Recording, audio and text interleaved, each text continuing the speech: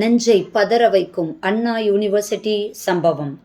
அண்ணா யூனிவர்சிட்டின்னு சொன்னாலே தெரியாதவங்க யாருமே இருக்க முடியாது.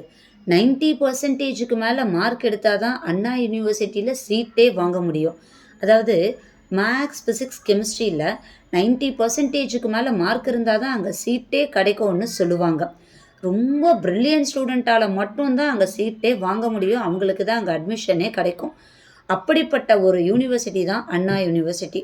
தமிழ்நாட்டில் முதலாக துவங்கப்பட்ட ஒரு பல்கலைக்கழகம்னா அது டெஃபினட்டாக அண்ணா யூனிவர்சிட்டி மட்டும்தான்.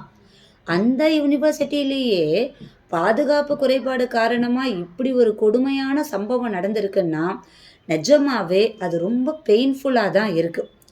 ஒழுக்கமாக இருக்கிறவங்க கூட ஒழுக்கம் கெட்டு நடந்துக்கிறதுக்கு இந்த கஞ்சாவும் டாஸ்மார்க்கும் தான் முக்கியமான காரணமாக அமையுதுன்றது என்னோட கருத்து. இன்னைக்கு இந்த ஞானமே இல்லாத ஞானசேகரனை நம்ம பிடிச்சிட்டோம். இந்த மாதிரி எத்தனை ஞானசேகர் நம்ம தமிழ்நாட்டில் சுற்றிக்கிட்டு இருக்கானுங்க. டெஃபினட்டாக என் வீட்டுக்கு பக்கத்தில் இருக்கலாம், உங்கள் வீட்டுக்கு பக்கத்தில் இருக்கலாம், பக்கத்து தெருவில் இருக்கலாம், பக்கத்து ஊரில் இருக்கலாம், எங்கே வேணும்னாலும் இருக்கலாம். இந்த மாதிரி இருக்கக்கூடிய எத்தனை ஞானசேகரனுங்களுக்கு எப்படி நம்ம பிடிக்க போகிறோம்? ஒரு காலத்தில் அடுப்பு ஊதக்கூடிய பெண்களுக்கு படிப்பு எதுக்குன்னு சொல்லிட்டு இருந்தாங்க. ஆனால் அந்த நிலைமை மாறி இன்னைக்கு ஆண்களுக்கு பெண்கள் சமம் அப்படின்ற மாதிரி ஆயிடுச்சு. இன்னைக்கு பெண்கள் இல்லாத துறையே இல்லைன்னு கூட சொல்லலாம். அந்த அளவுக்கு நிலைமை மாறிடுச்சு. ஆனால் இன்னைக்கு இருக்கிற சூழ்நிலையை பார்க்கும்போது பெற்றவங்கெல்லாம் தன்னுடைய குழந்தைங்களை ஹாஸ்டலில் தங்கி படிக்க வைக்கணுமான்னு யோசிக்கிற அளவுக்கு வந்துடுறாங்க. ஏற்கனவே ஹாஸ்டலில் படிக்க வச்சுட்டு இருக்கவங்க அச்சிச்சோ நம்ம குழந்தைங்களுடைய நிலைமை என்னவோ அப்படின்னு நெஞ்சில் நெருப்பள்ளி கொட்டிக்கிட்டு இருக்க கதையால இருக்காங்க. ஒரு ஸ்கூல்லங்க ஒரு வேன் ஆக்சிடென்ட் நடக்குதுன்னு வச்சுக்கோங்களேன். அது நடந்து முடிஞ்ச பிறகு அந்த பசங்களை எடுத்துகிட்டு போகிறாங்க. அதாவது அந்த பசங்களை கூட்டிகிட்டு போகிறாங்க இல்லையா, அந்த வேனில் இருக்கக்கூடிய வேன் டிரைவர் சரியாக இருக்காங்களா, கூட வர ஹெல்ப்பர் சரியாக இருக்காங்களா, வேனோட என்ட்ரி சரியாக இருக்கா, எக்ஸிட் சரியாக இருக்கான்னு பிரச்சனை நடந்து முடிஞ்ச பிறகு பல கோணங்களில் நம்ம விசாரணையை நடத்துகிறோம். இந்த நிகழ்வு பார்த்திங்கன்னா கிட்டத்தட்ட ஒரு மாதமாக இந்த சம்பவத்தை பற்றி நம்ம சோஷியல் மீடியாலேயோ நம்மளோ எல்லாருமே பேசிக்கிட்டு இருக்கோம்.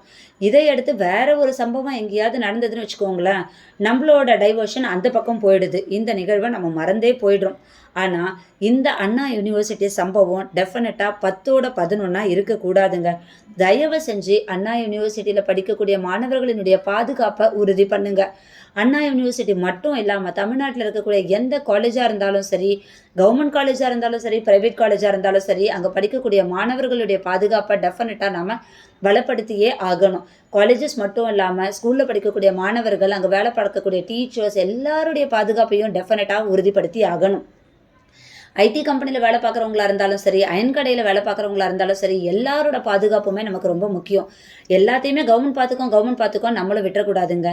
நமக்கு எந்த இடத்துல பாதுகாப்பு இல்லைன்னு தெரியுதோ அந்த இடத்துல நாம் இருக்கக்கூடாது. அது அந்த இடத்துனால எவ்வளோ பெரிய நன்மை நமக்கு வந்தாலும் பரவாயில்லைங்க. பாதுகாப்பு இல்லைன்னு தெரியுதா அந்த இடத்த விட்டு நம்ம வெளியில் வந்துடணுங்க. அதுதான் புத்திசாலித்தனம்.